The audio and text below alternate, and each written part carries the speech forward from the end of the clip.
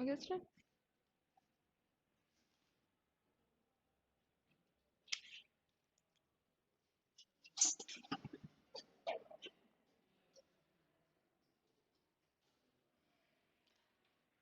तो हमारी जो अभी क्लासेस चल रही है काय की चल रही है पता है सबको? जावा प्रोग्रामिंग की है। आज से हमारी 8 से 9 की क्लासेस चलेगी, ठीक है? तो जावा जो हमारी लैंग्वेज है वो किसका पार्ट है? फंडामेंटल प्रोग्रामिंग का पार्ट है। फंडामेंटल प्रोग्रामिंग में हमारे पास जो आती है सी लैंग्वेज आती है, सी प्लस प्लस आती है और फिर क्या आ रही है? जावा आती है। अब बात करें हम प्रोग्रामिंग लैंग्वेजेस की, तो सबसे पहले बेसिक से लेकर चलते हैं कंसेप्ट को। तो प्रोग्रामिंग लैंग्वेजेस है, उसका यूज कहाँ होता है और क्या मतलब है प्रोग्रामिंग लैंग्वेज का। तो हम बात करें प्रोग्रामिंग लैंग्वेज मतलब ये क्या है? एक तरीके की भाषा है। अगर बात करें हम लैंग्वेज किस लिए यूज आती है? कम्युनिकेट करने के लिए, एक दूसरे एक इंसान को अपनी बात को समझाने के लिए हम किसका यूज करते हैं? लैंग्वेज का। जैसे मैं अभी बोल रही हूँ, आपको पढ़ा रही हूँ, तो क्या हो रहा है? लैंग्वेज का यूज कर रही हूँ। तो ऐसे ही क्या है, प्रोग्रामिंग लैंग्वेजेस का यूज किस लिए होता है? यूजर को कंप्यूटर से काम करवाने के लिए, मतलब कंप्यूटर से यूजर को अपनी बात समझाने के लिए किसका यूज होता है? प्रोग्रामिंग लैंग्वेजेस का। अब इसमें एक चीज ये भी होती है कि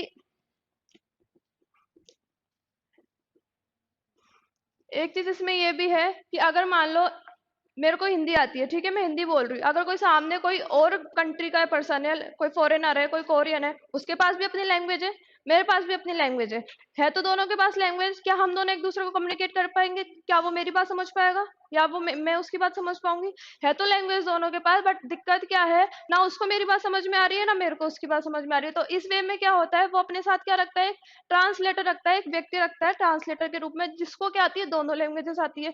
वो उसकी लैंग्वेज ट्रांसलेट करके मेरे को बताता है और मेरी लैंग्वेज ट्रांसलेट करके उसको बताता है। ऐसे ही कंप्यूटर के पास क्या होता है, जो प्रोग्रामिंग लैंग्वेज होती है वो किस में होती है? हमारे इंग्लिश कोड में होती है सारी।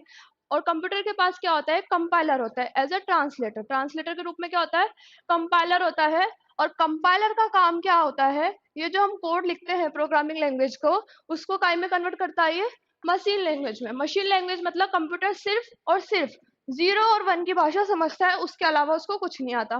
तो हमारा जो कोड है जो इंग्लिश लैंग्वेज में लिखा हुआ है, कंपाइलर क्या करता है? उसको मशीन लैंग्वेज में चेंज करता है, जिससे हम जो हमारा सॉफ्टवेयर बना रहे हैं या कोई भी एप्लीकेशन डेवलप कर रहे हैं उसको समझ में आ जाता है कि ये किस लिए यूज हो रही है, इसका क्या वर्क है। तो सबसे पहले हम लिखेंगे यहाँ पर कि प्रोग्रामिंग लैंग्वेजेस क्या होती है। तो हेडिंग डालो हाई लेवल प्रोग्रामिंग लैंग्वेजेस। जावा भी क्या है? एक हाई लेवल प्रोग्रामिंग लैंग्वेज है। हेडिंग इज हाई लेवल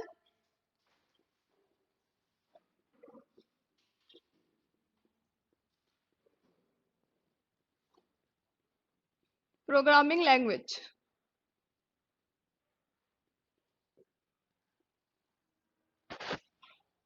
इसमें लिखो प्रोग्रामिंग लैंग्वेज का यूज, प्रोग्रामिंग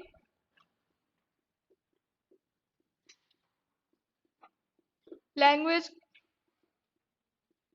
का यूज सॉफ्टवेयर तथा सॉफ्टवेयर तथा एप्लीकेशन। नहीं, हिंदी और इंग्लिश दोनों है, ऐसा कुछ भी नहीं है। प्रोग्रामिंग लैंग्वेज को प्रोग्रामिंग लैंग्वेज इंग्लिश में लिख लो। हाँ, तो जावा प्रोग्रामिंग लैंग्वेजेस तो होती है इंग्लिश में और कंप्यूटर की मोस्ट ऑफ द टर्म होती है इंग्लिश में। अब हाई लेवल को मैं हाई लेवल भी, पर क्या आता है बच्चों के साथ प्रॉब्लम आती है जो गवर्नमेंट एग्जाम तैयारी करते हैं कि मैम आप हिंदी में पढ़ाओ, हिंदी में बोलो। इसलिए मैं, क्योंकि जो कंप्यूटर है वर्ड इंग्लिश है, तो इसमें ज्यादा टर्म वैसे भी इंग्लिश की होती है, तो आप इंग्लिश और हिंदी इसमें कैटेगराइज कर ही नहीं सकते। अब मैं हाई लेवल को लिख के हाई लेवल लिख दूं, एक ही बात है। प्रोग्रामिंग लैंग्वेज को इंग्लिश में लिख दूं, वो एक ही बात है, ठीक है। तो इसको, इसमें कोई ऐसे इंग्लिश और हिंदी का है ही नहीं, इसको हाई लेवल में लिख लो। कोड जो होगा वो प्रॉपर इंग्लिश में होगा, कोडिंग तो अपन हिंदी में कर ही नहीं सकते। जो जावा का अपन कोडिंग पढ़ेंगे, ये आज बेसिक क्लास है, थ्योरेटिकल है, कंसेप्ट क्लियर होने वाली क्लास है। जावा लैंग्वेज, प्रोग्रामिंग लैंग्वेज क्या होती है, क्या यूज होता है, जावा कैसे लैंग्वेज होती है, इसके टाइप्स क्या है, वो सारी आज की क्लास है, बेसिक है। तो प्रोग्रामिंग लैंग्वेज को आप इंग्लिश में लिखो या हिंदी में लिखो, कोई दिक्कत नहीं है। तो इसका यूज सॉफ्टवेयर तथा एप्लीकेशन बनाने के लिए किया जाता है।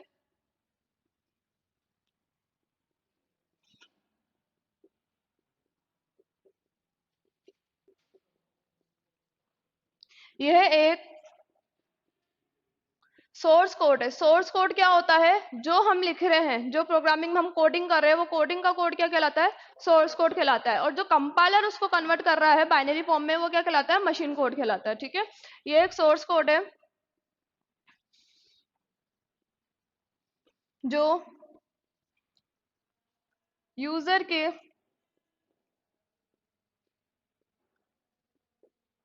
समझने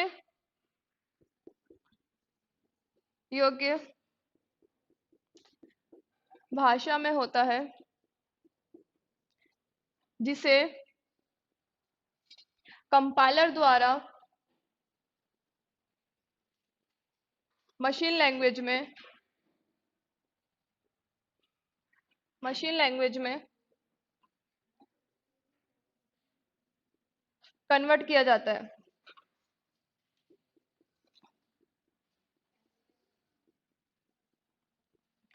तो क्या है प्रोग्रामिंग लैंग्वेज?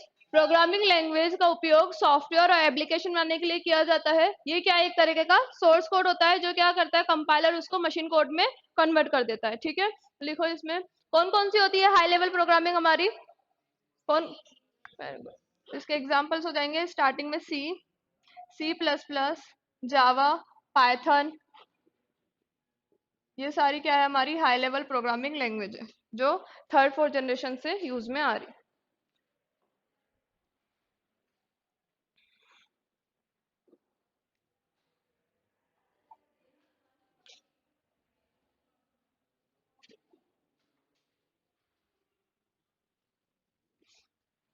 प्रोग्रामिंग लैंग्वेज का कंसेप्ट क्लियर है?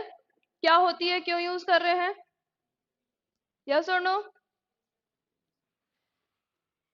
कहीं पे भी कोई डाउट हो तो वहीं पे स्टॉप करके पूछ लेना।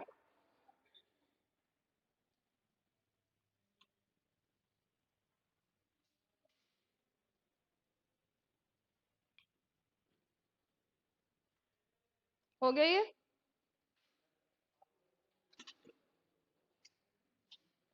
अब देखो यहाँ पर हाई लैंग्वेज लैंग्वेज तो हमारे पास सी भी थी, सी प्लस प्लस भी थी, पर ऐसा क्या हुआ कि जावा का डेवलपमेंट हुआ? मतलब ऐसा क्या रीजन है जावा को डेवलप करने के पीछे? उसका रीजन बस एक है, जो हमारी सी और सी प्लस प्लस लैंग्वेज थी, ये सिस्टम डिपेंडेंट थी। सिस्टम डिपेंडेंट मतलब क्या हो रहा है कि अगर कोई कोड विंडोज ऑपरेटिंग सिस्टम के लिए बनाया गया है तो वो विंडोज पे ही चलता है। सी और सी प्लस प्लस की बात कर रही हूँ मैं, ये सिस्टम डिपेंडेंट है। मतलब अगर हम विंडोज ऑपरेटिंग सिस्टम पे इसका कोड लिखते हैं तो वो सिर्फ विंडोज पे रन होगा, एंड्रॉइड ऑपरेटिंग सिस्टम या फिर मैक ऑपरेटिंग सिस्टम पे रन नहीं होगा। मतलब अगर किसी पर्टिकुलर सिस्टम के लिए इसका कोड लिखा जाता है तो ये सिर्फ उसी पे रन होती थी। और अलग अलग सिस्टम के लिए हमें क्या करना पड़ता था? अलग अलग कोड लिखना पड़ता था। विंडोज के लिए अलग, एंड्रॉइड के लिए अलग, मैक के लिए अलग, लाइनक्स के लिए अलग। ऑपरेटिंग सिस्टम पता है ना क्या होता है?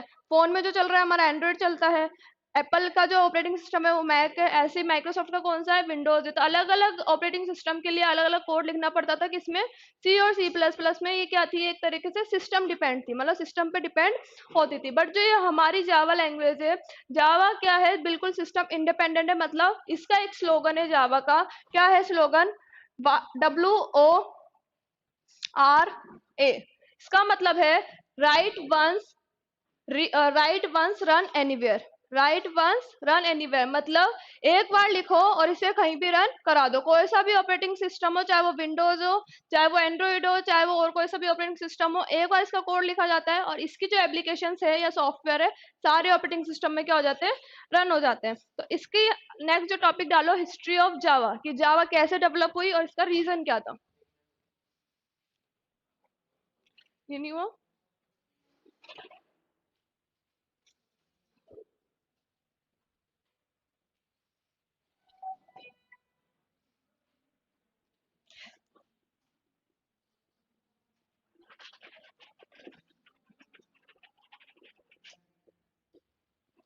तो सन 1991 में जेम्स गोसलिन ने, किसने? जेम्स गोसलिन ने सन माइक्रोसॉफ्ट कंपनी, कौन सी है? सन माइक्रो कॉर्पोरेशन कंपनी में किसने 1991 में जेम्स गोसलिन ने क्या किया? जावा का डेवलप किया। क्यों डेवलप किया? क्योंकि उसको सिस्टम डिपेंडेंट कोई एक लैंग्वेज चाहिए थी, जो कि क्या हो? सिस्टम पे डिपेंड नहीं करे, ऑपरेटिंग सिस्टम पे डिपेंड नहीं करे, अलग अलग ऑपरेटिंग सिस्टम पे एक ही बार कोड लिखे और उसका काम हो जाए। तो ये यहाँ पर किसने डेवलप की? सन 1991 में टॉपिक्स हमारे हो जाने के बाद इसके जितने भी इंपॉर्टेंट क्वेश्चंस होंगे, जो भी आज की क्लास है, सारे एक बार में लिखा दूंगी आज की क्लास के, ठीक है। तो ऐसी हर क्लासेस के बाद जो भी क्वेश्चंस बनते हैं, जिस तरीके से आते हैं, जो इंपॉर्टेंट है या आ चुके हैं, वो सारे मैं टॉपिक के बाद करवाऊंगी, ठीक है। सन 1991 में जेम्स गॉसलिन, लिखते जाओ साथ के साथ, ने सन, ये कंपनी का नाम है, सन माइक्रो कॉर्पोरेशन में जावा को डेवलप किया,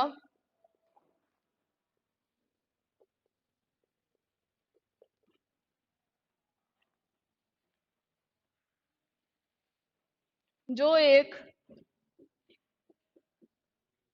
सिस्टम इंडिपेंडेंट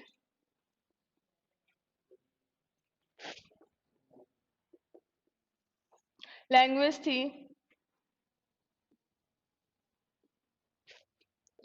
अर्थात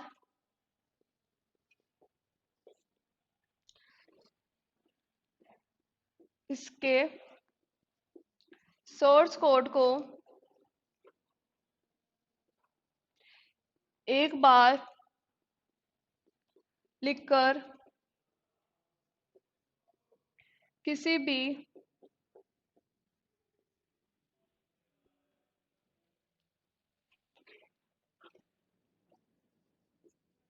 सिस्टम पर रन कराया जा सकता था।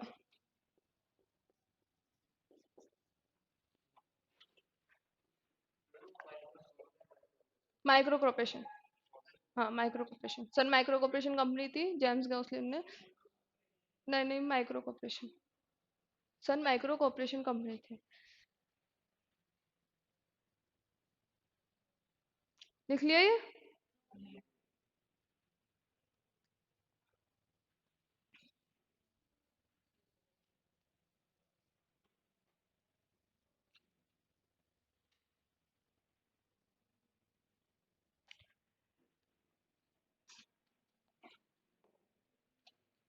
नेक्स्ट अगर हम जावा की फीचर्स की बात कर रहे हैं, तो जावा क्या है, केस सेंसिटिव। केस सेंसिटिव का मतलब क्या होता है?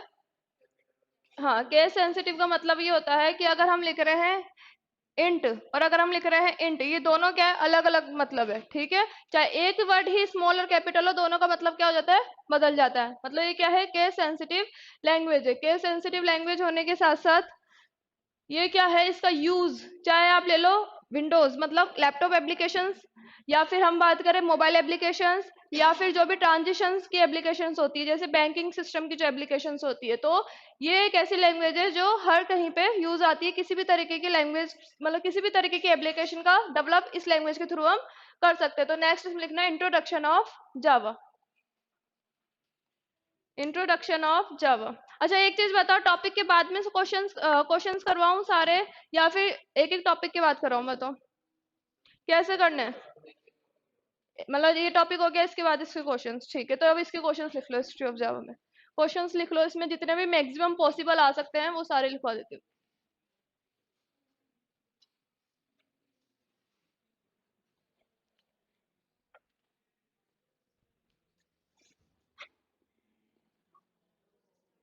जावा एक प्रकार की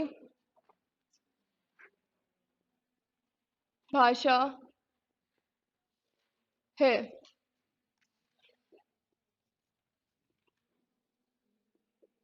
system dependent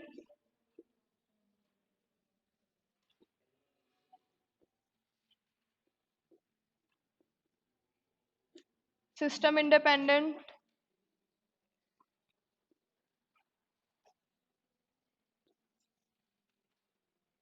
low level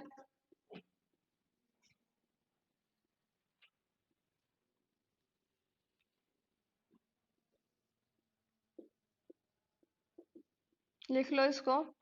answer क्या रहेगा इसका? सिस्टम इंडिपेंडेंट, ठीक है।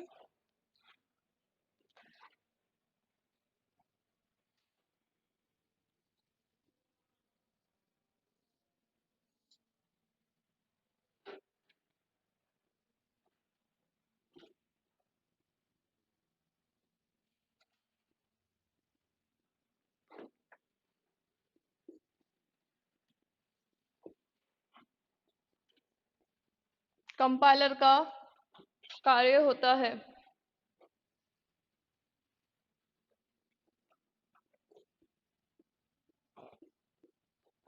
मशीन लैंग्वेज को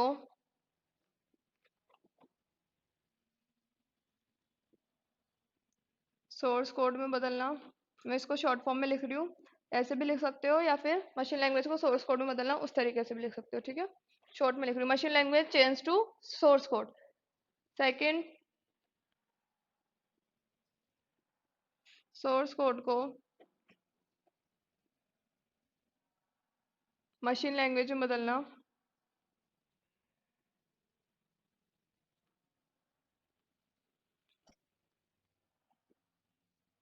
थर्ड,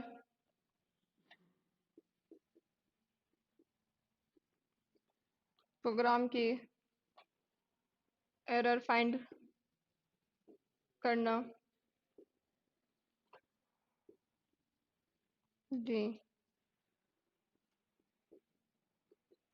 प्रोग्राम का आउटपुट देना। The answer is source code change to the machine code, ठीक है।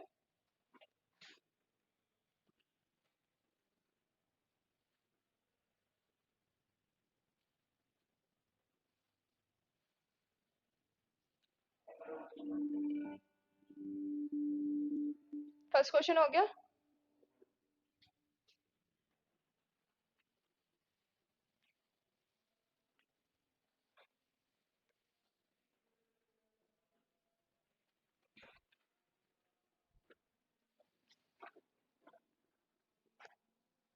हाई लेवल लैंग्वेज में से एक है।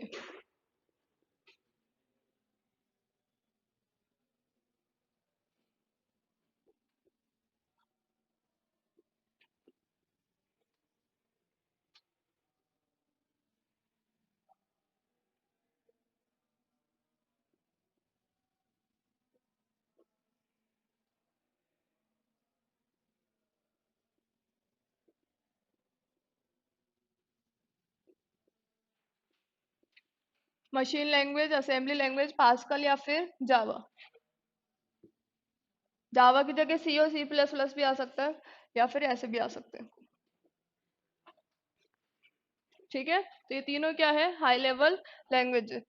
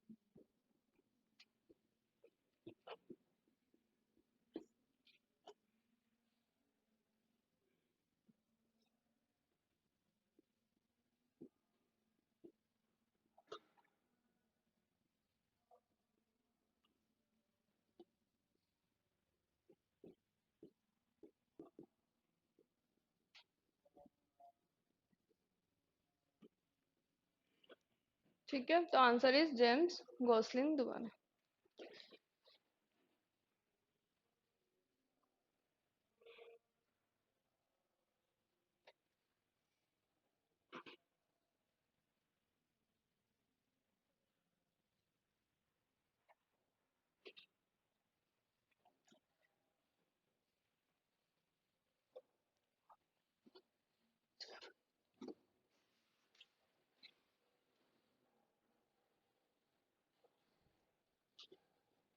हो गया। नेक्स्ट टॉपिक अब देखो इसमें, अब हम देखेंगे ये जावा का जो सोर्स कोड है ये हो गया।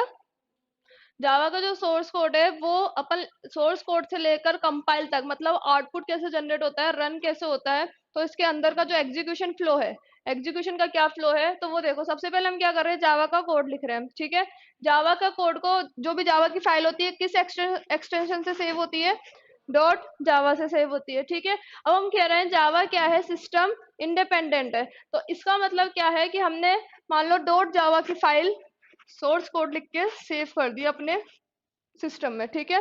फिर क्या होता है, कंपाइलर जो होता है वो कंपाइलर क्या करता है, इस फाइल को ध्यान से समझना, लिखना बाद में, इस फाइल को क्या करता है, बाइट कोड में, बाइट कोड मतलब डॉट क्लास फाइल, जब भी आप जावा की फाइल को सेव करके कंपाइल कराओगे तो ये जो डॉट क्लास फाइल होती है इसको हम बोलते हैं बाइट कोड, और ये जो डॉट जावा फाइल होती है इसको हम बोलते हैं सोर्स कोड, ठीक है। तो कंपाइलर क्या करता है, पहले डॉट जावा फाइल को किस में कन्वर्ट करता है, डॉट क्लास फाइल में कन्वर्ट करता है, जो क्या कहलाता है, हमारा बाइट कोड कहलाता है। अब ये जो हमारी डॉट क्लास फाइल है ये क्या है, सिस्टम इंडिपेंडेंट फाइल है, मतलब किसी भी सिस्टम पे क्या हो जाती है, रन हो जाती है। जब हमें कोई भी जावा का प्रोग्राम शेयर करना हो तो हम ये डॉट जावा फाइल शेयर नहीं करके किसको शेयर करते हैं, डॉट क्लास फाइल को शेयर करते हैं, इसलिए क्या है, ये सिस्टम इंडिपेंडेंट है। अगर हम सी और सी प्लस प्लस की बात कर रहे हैं तो उसमें क्या होता है, डॉट सी या डॉट सी प्लस प्लस की फाइल डायरेक्ट क्या हो जाती है, कंपाइल होकर रन हो जाती है, मतलब उसमें कोई भी बाइट कोड में कन्वर्ट नहीं होता। तो ये बाइट कोड में क्यों कन्वर्ट होता है, क्योंकि सिस्टम इंडिपेंडेंट है। कौन सी फाइल, डॉट क्लास फाइल, जो किसी भी सिस्टम पे क्या हो जाती है, रन हो जाती है। अगर हमें अपना कोड किसी और को शेयर करना हो तो हम कौन सी फाइल को शेयर करेंगे, डॉट क्लास फाइल को शेयर करेंगे, क्लियर है। फिर उसके बाद ये जो डॉट क्लास फाइल है जेवीएम द्वारा, जेवीएम का क्या है यहाँ पर, जावा वर्चुअल मशीन, जावा वर्चुअल, अच्छा ये हार्डवेयर है सॉफ्टवेयर है, ये सॉफ्टवेयर है। कई बार कंफ्यूज हो जाता है भाई, लास्ट में मशीन है तो हो सकता है हार्डवेयर हो, बट क्या है, ये सॉफ्टवेयर है। ये जेवीएम में कंपाइलर इंक्लूड होता है। तो जेवीएम क्या है, ये जेवीएम जो सॉफ्टवेयर है ये सिस्टम डिपेंडेंट है। मतलब सिस्टम डिपेंडेंट का मतलब क्या है कि अगर आप विंडोज पे जेवीएम डाउनलोड करोगे तो उसका अलग जेवीएम डाउनलोड होगा, अगर आप लाइनेक्स के लिए डाउनलोड करोगे तो उसके लिए अलग होगा। ये जेवीएम जो सॉफ्टवेयर है सिस्टम डिपेंडेंट है, बट ये जो डॉट क्लास फाइल है ये क्या है, सिस्टम इंडिपेंडेंट है, ठीक है। तो अपन अपने सिस्टम पे, इस सिस्टम के ऑपरेटिंग सिस्टम के अकॉर्डिंग, जैसे अगर मेरा फोन एंड्रॉइड है तो एंड्रॉइड के अकॉर्डिंग जेवीएम डाउनलोड करूंगी, अगर विंडोज है तो विंडोज के अकॉर्डिंग जेवीएम डाउनलोड करूंगी। बट इस जेवीएम पे किसी भी क्लास की, मतलब किसी भी ऑपरेटिंग सिस्टम की फाइल को हम रन करा सकते हैं, ठीक है। तो ये जावा वर्चुअल मशीन जेवीएम है जो एक सॉफ्टवेयर है, ये क्या करता है, हमारे जो डॉट क्लास फाइल है उसको क्या करता है, रन करके आउटपुट देता है। मतलब ये क्या करता है, इसको कंपाइल हो गई, देन उसके बाद क्या हो जाती है, रन हो जाती है। तो ये क्या है, एग्जीक्यूशन फ्लो है। इसमें ये चीज ध्यान रखना, ये जेवीएम जो है एक तरह का सॉफ्टवेयर है, मैं अभी लिखवा रही हूँ वो सारी चीजें, और ये क्या है, डॉट क्लास फाइल को किसी भी ऑपरेटिंग सिस्टम पे क्या करता है, रन करता है। तो नेक्स्ट जो टॉपिक डालो, execution of, flow of execution डाल लो या एग्जीक्यूशन ऑफ जावा डाल लो, फ्लो ऑफ एग्जीक्यूशन,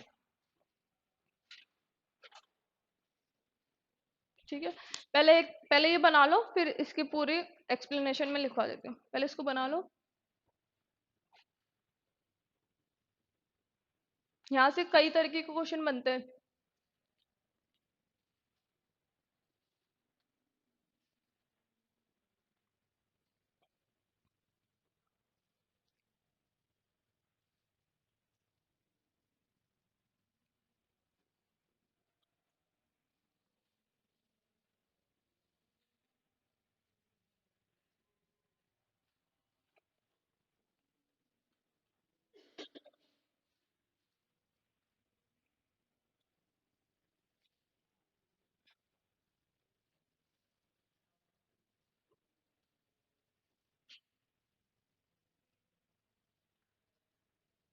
हो गया,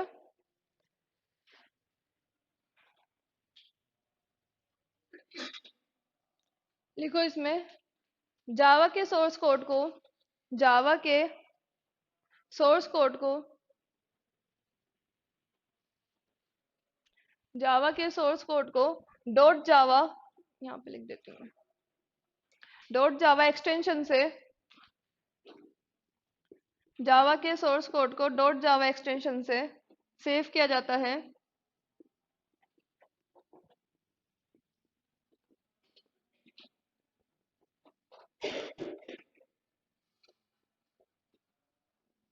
जिसे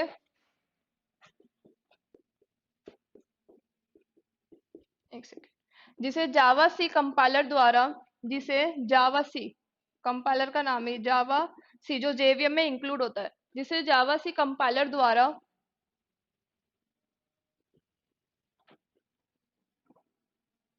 डॉट क्लास फाइल में डॉट क्लास फाइल में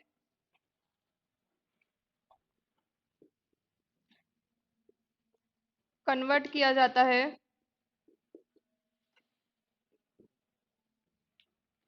जिस जो बाइट कोड कहलाता है, जो बाइट कोड कहलाता है,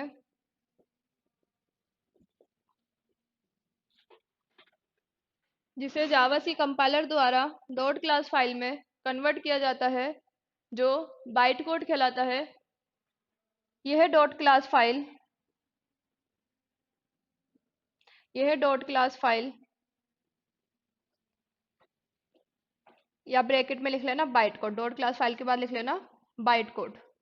system independent system independent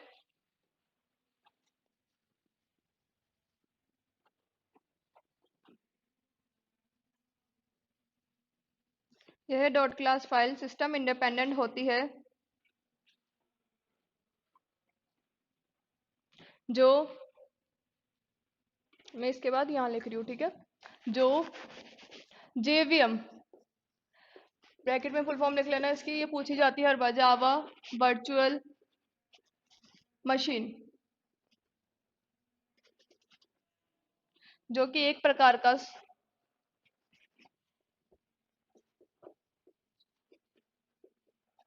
software है,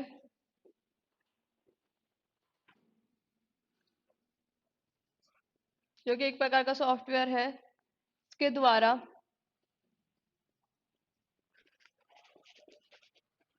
रन कराई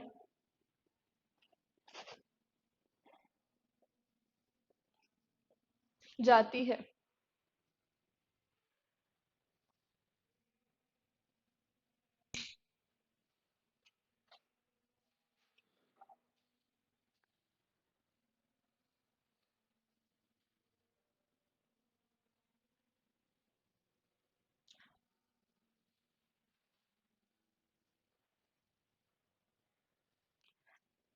अच्छा, जावा एक ऑब्जेक्ट ओरिएंटेड लैंग्वेज है, पता है? ऑब्जेक्ट ओरिएंटेड का मतलब क्या होता है? ये हो गया। इससे पहले इसके बेसिस पे क्वेश्चन लिख लो, क्योंकि यहाँ से क्वेश्चंस बहुत बार आते हैं, एक ना एक क्वेश्चन तो यहाँ से आता ही है एग्जीक्यूशन में से। ये क्लियर है कैसे एग्जीक्यूशन होगा? डॉट जावा फाइल जो हमारी जावा का सोर्स कोड है वो काय में कन्वर्ट होगा, बाइट कोड में कन्वर्ट होगा, मतलब काय में डॉट जावा जो है वो डॉट क्लास फाइल में चेंज हो जाएगी, और जो रन होती है हमारी वो डॉट क्लास फाइल होती है, डॉट जावा फाइल रन नहीं होती। कंपाइल करी हुई जो फाइल है हमारी डॉट क्लास, वो क्या होती है, जेवीएम द्वारा रन होती है, ठीक है। और ये जो डॉट क्लास फाइल है वो सिस्टम इंडिपेंडेंट है, जबकि जो हमारा जेवीएम एक प्रकार का क्या है, सॉफ्टवेयर है, वो क्या होता है, सिस्टम डिपेंडेंट है। विंडोज के लिए अलग होगा, लाइनक्स के लिए अलग होगा, और अलग अलग ऑपरेटिंग सिस्टम के लिए अलग अलग होगा, ठीक है। नेक्स्ट क्वेश्चन, इसके लिए क्वेश्चंस लिख लो।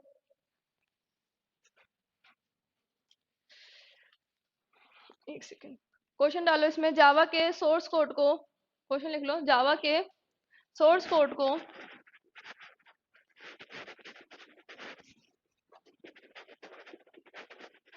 परिवर्तित या फिर चेंज किया जाता है, कैसे भी लिख लो, चेंज किया जाता है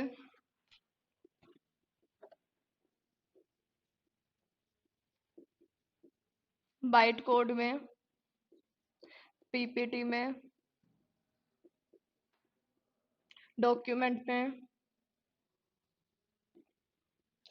आउटपुट में। The answer is byte code में।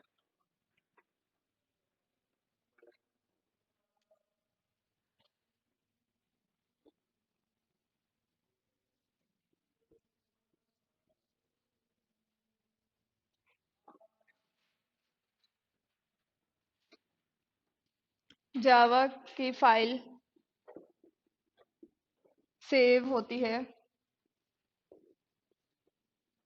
या फिर जावा की फाइल का एक्सटेंशन होता है, किसी भी तरीके से आ सकता है। डॉट जावा,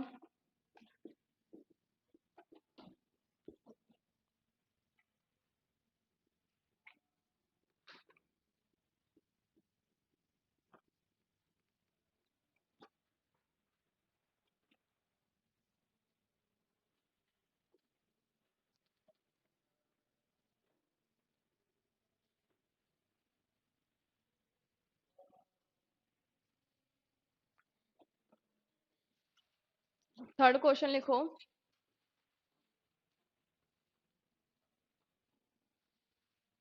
बाइट कोड फाइल का एक्सटेंशन होता है।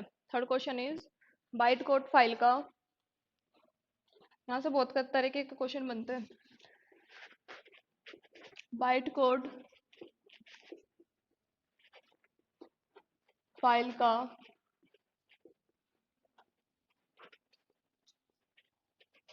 एक्सटेंशन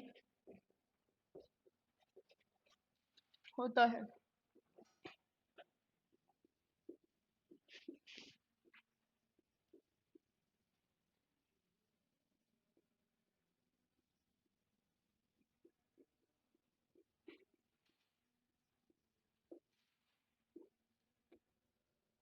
नन ऑफ दीज मतलब इनमें से कोई नहीं। तो बाइट कोड फाइल जो हमारी होती है वो डॉट क्लास नेम से सेव होती है।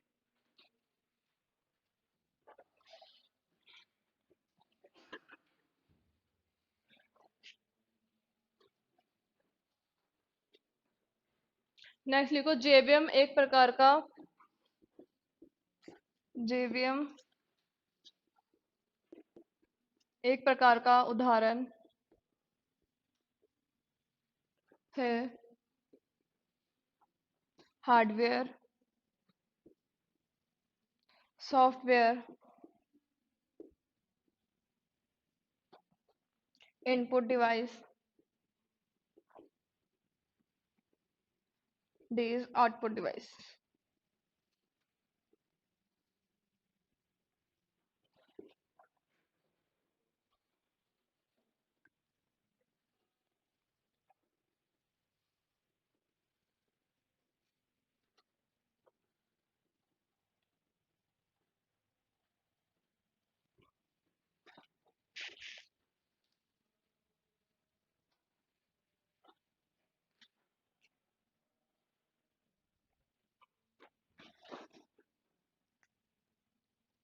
जेवीएम की फुल फॉर्म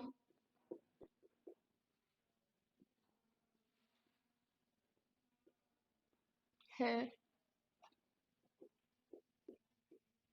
जावा versatile machine,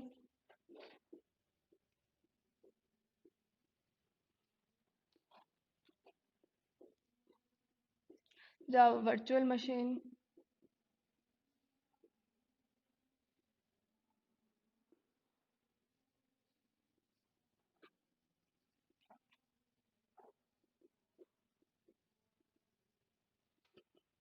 video modifier.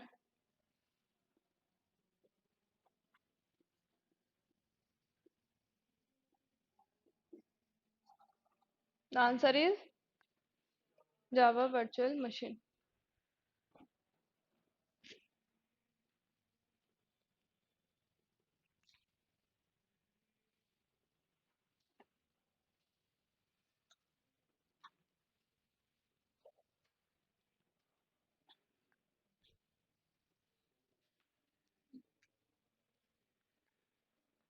Next topic लिखो यूजेस ऑफ जावा, जावा के उपयोग।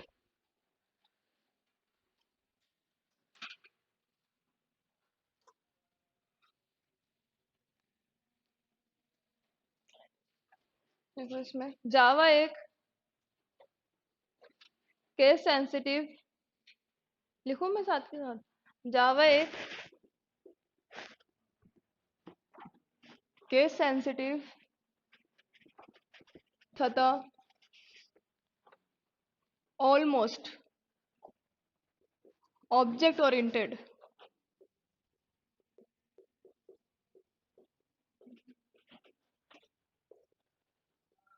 लैंग्वेज है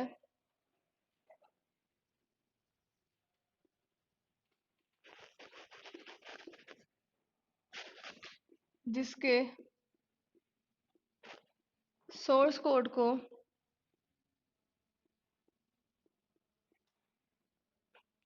क्लासेस एंड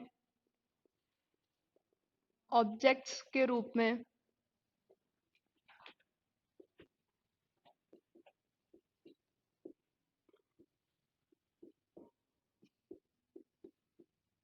लिखा जाता है। जैसे सी और सी प्लस प्लस में क्या था, ये मैंडेटरी नहीं होता था कि जो हमारा सोर्स कोड है उसमें क्या हो क्लासेस, या सी में तो क्लासेस का कंसेप्ट ही नहीं था, सी में तो स्ट्रक्चर का कंसेप्ट होता था, ठीक है।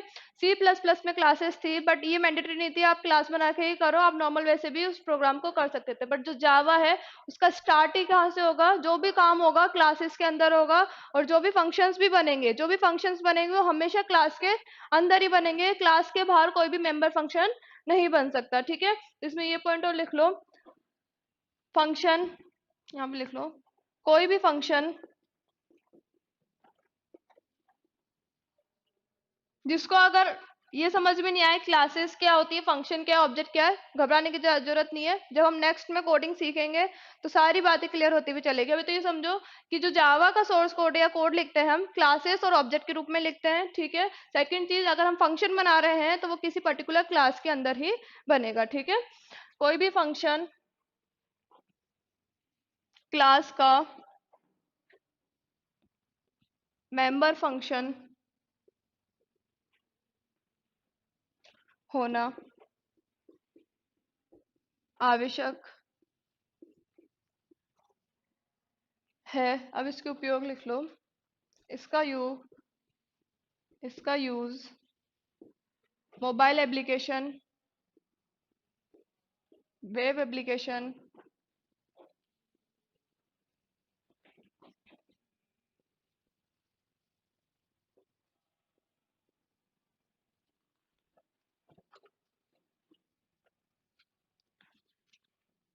स्टैंड अलोन एप्लीकेशन, ये सब क्या होती है अभी बता दूंगी। मोबाइल एप्लीकेशन में क्या डिफरेंस है, वेब एप्लीकेशन क्या होती है, स्टैंड अलोन क्या होती है।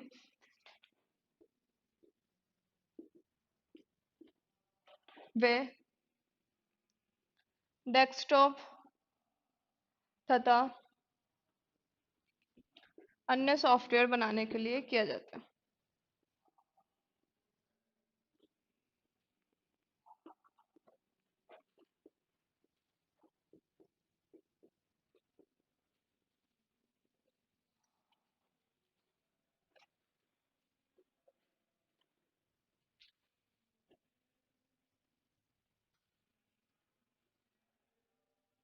Stand alone applications, mobile applications और वेब एप्लीकेशंस तो फिर भी समझ में आती है, बट अगर हम बात करें स्टैंड अलोन एप्लीकेशंस का तो इसका क्या मतलब होता है।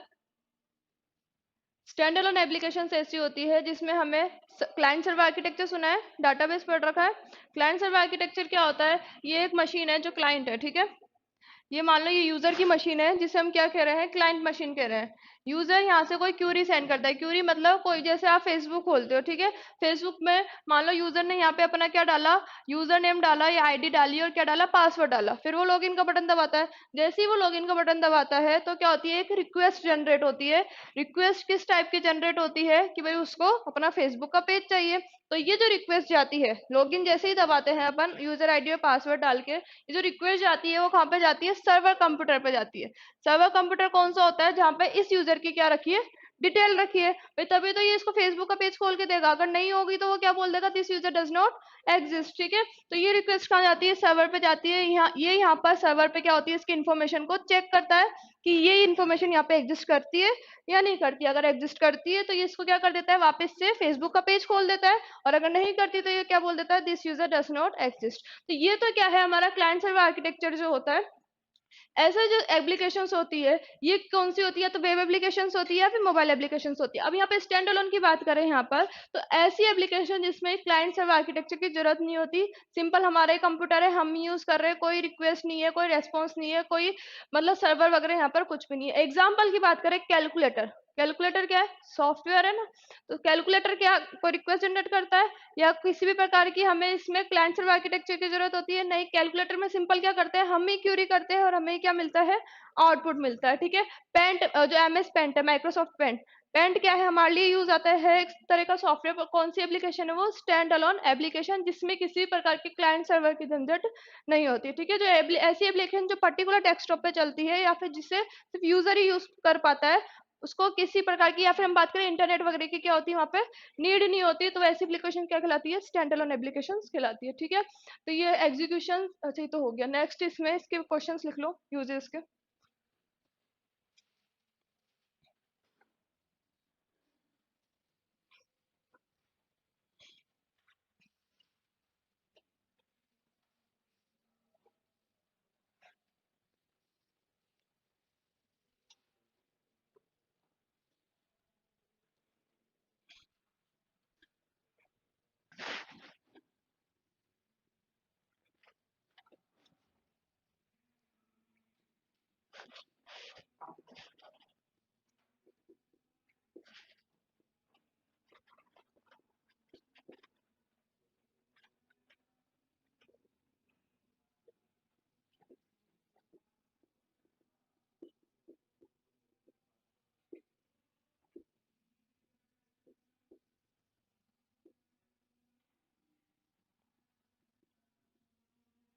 केस सेंसिटिव उसको लिख लेना ढंग से।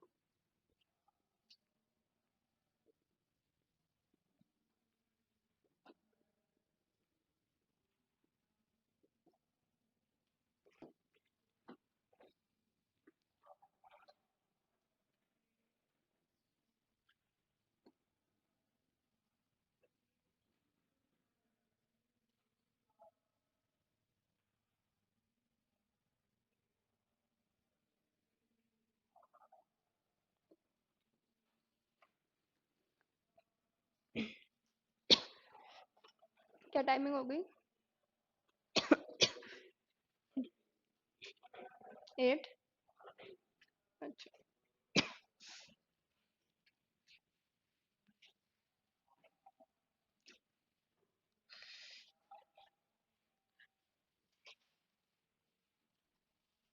नेक्स्ट देखो, इसमें जावा में कुछ टर्म्स यूज होती है या फिर हम बोले सॉफ्टवेयर यूज होते हैं। तीन तरीके के है, तो एक ही तरीके का, पर टर्म्स देख लो। एक होता है जेडीके, JRE, और हमने जो अभी पढ़ा JVM। ठीक है, इसको लिखो। सबसे पहले तो क्वेश्चन यहाँ से ही हो जाता है इसकी फुल फॉर्म का। जेडीके की फुल फॉर्म पता है? Java development kit. JRE जावा रन टाइम एनवायरमेंट, और JVM तो बता दिया, जावा वर्चुअल मशीन। ठीक है, तो सबसे पहले ये तीनों लिखो, फिर इसमें फर्स्ट डालना JDK, Java development kit.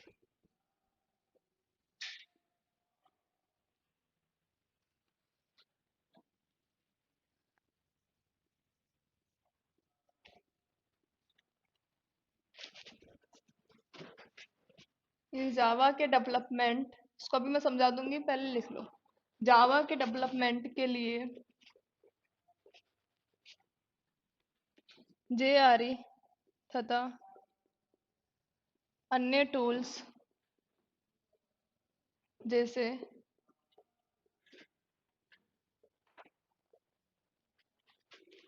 Debugger, compiler आदि का सुपरसेट है। ये हमारा जेडीके है, जिसमें ये क्या है, सॉफ्टवेयर है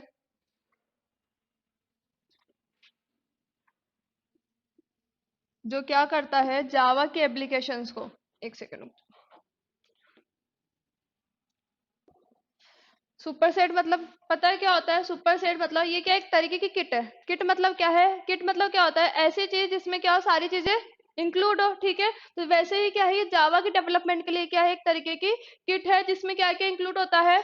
जेआरई मतलब रन टाइम एनवायरनमेंट, मतलब जो जावा के प्रोग्राम को रन करवाने के लिए जो भी चीज जरूरी होती है, क्या है हमारी डीबगिंग को, डीबगिंग का मतलब क्या होता है, एरर फाइंड आउट करने के लिए जो सॉफ्टवेयर होता है, डीबगिंग हो या कंपाइलर हो, तो ये क्या है, जेआरई और जेवीएम किसके अंदर इंक्लूड होते हैं, जेडीके के अंदर ही इंक्लूड होता है, ठीक है। तो जेडीके क्या है, एक तरीके का इसका सुपर सेट है, और ये क्या है, इसके सबसेट है। सुपर सेट सबसेट का मतलब पता है ना, टूल्स या फिर जेवीएम वगैरह लिख लो, क्योंकि इसमें कंपाइलर, जेवीएम में क्या होता है, कंपाइलर इनबिल्ट होता है, ठीक है। तो ये इन दोनों का क्या है, सुपर सेट है।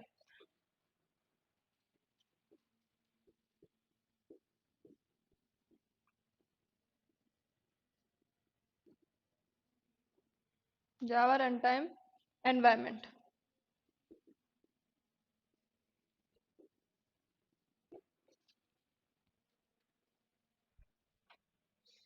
इसको मैं यहाँ से यहाँ,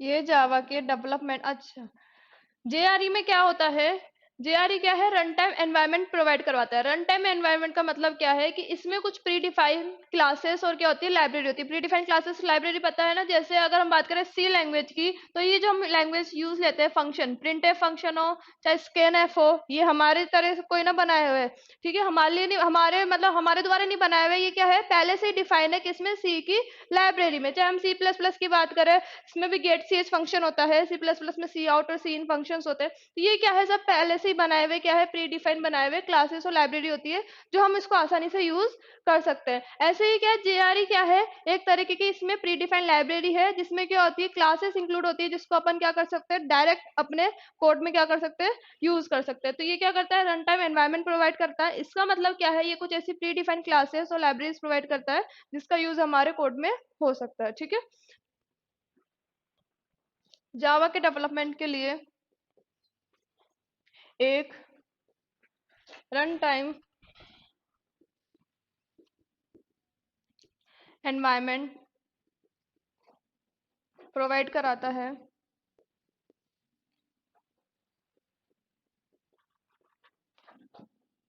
ये है, अर्थात इसमें प्री डिफाइंड क्लासेस, फंक्शंस तथा लाइब्रेरीज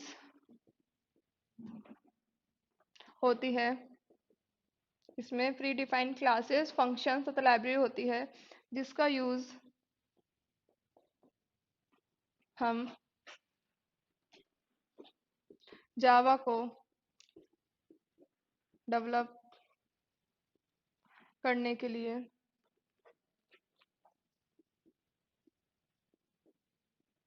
कर सकते हैं।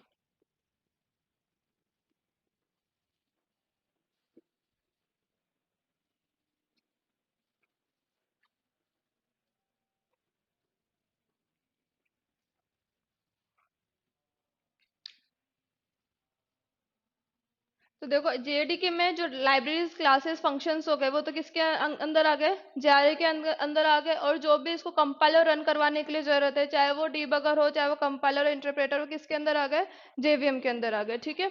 नेक्स्ट इसमें लिखो जेवीएम, ये मिटा दूं जेडीके, इसकी फुल फॉर्म याद रखना तीनों की।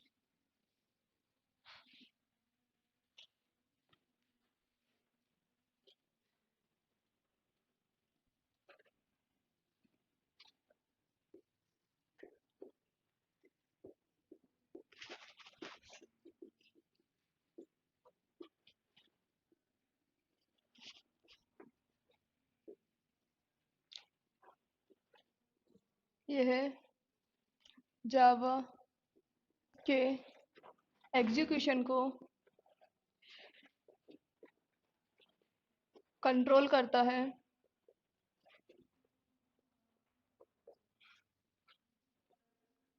इसके द्वारा सोर्स कोड को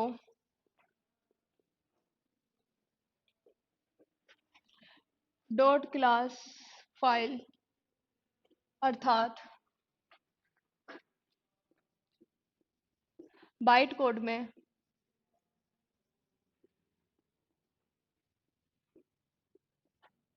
बदलकर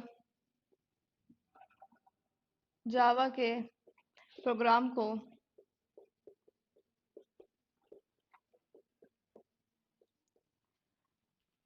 रन कराया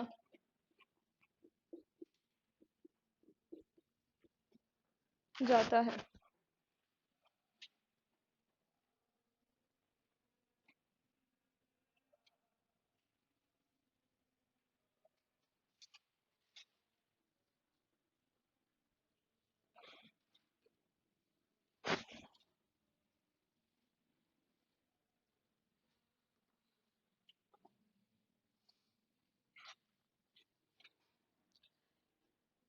ये चीज क्लियर है? जेडीके किसे कह रहे हैं हम? जेआरई के थ्रू क्या हो रहा है और जेवीएम क्या काम आ रहा है? क्लियर है तीनों टर्म्स?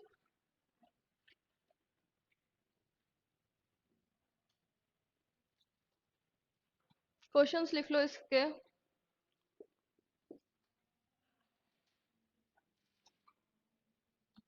क्लासेस एंड लाइब्रेरी होती है जेआरई में, जेवीएम में।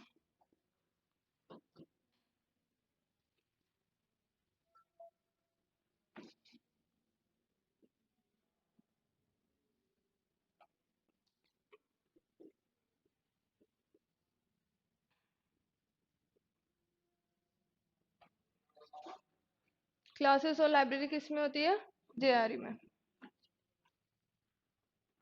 अब इसमें अगर जेडीके ऑप्शन आ जाता ना, वैसे तो आएगा ही नहीं क्योंकि एक ही मतलब है, क्योंकि जेडीके के अंदर क्या है, क्योंकि दो ऑप्शन हो जाएंगे फिर तो इसके, क्योंकि जेडीके के अंदर ही क्या है, जेआरई, उसका क्या हो गया, सब ये जेआरई क्या है, सबसेट हो गया। मतलब जो क्लासेस और लाइब्रेरी इसमें है, डेट मीन्स वो किस में के अंदर है, जेडीके के अंदर ही है। ठीक है, इसलिए यहाँ पे जेडीके ऑप्शन और जेआरई ऑप्शन साथ में नहीं आ सकता। नेक्स्ट क्वेश्चन लिखो। जेआरई की फुल फॉर्म है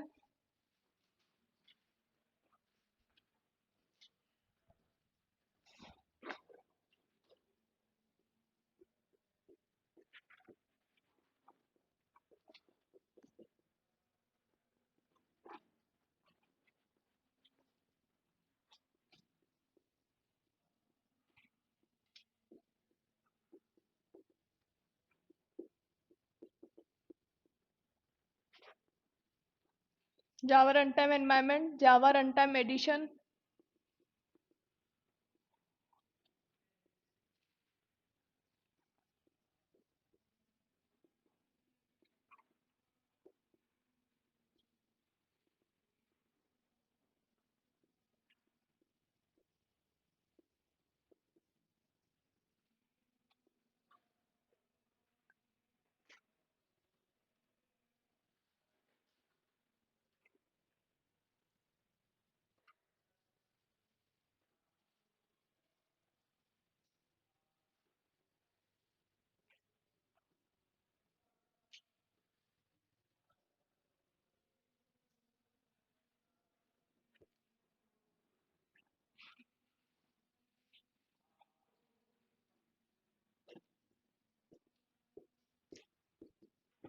जेडीके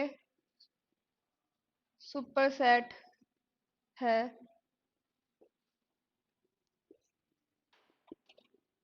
जेआरई का, जेवीएम का, जेआरई तथा जेवीएम का दी उपरोक्त सभी।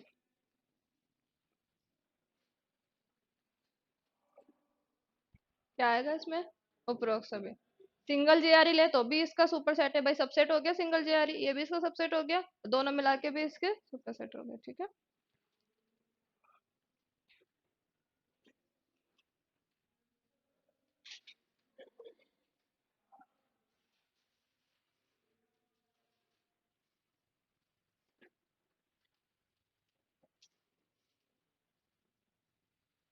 क्वेश्चन इसमें अगर वो लिखना चाहो तो इसकी जेडीके की फुल फॉर्म करके लिख लो, ठीक है। जेवीएम की फुल फॉर्म करके तो मैंने बना ही दिया तो क्वेश्चन, ठीक है।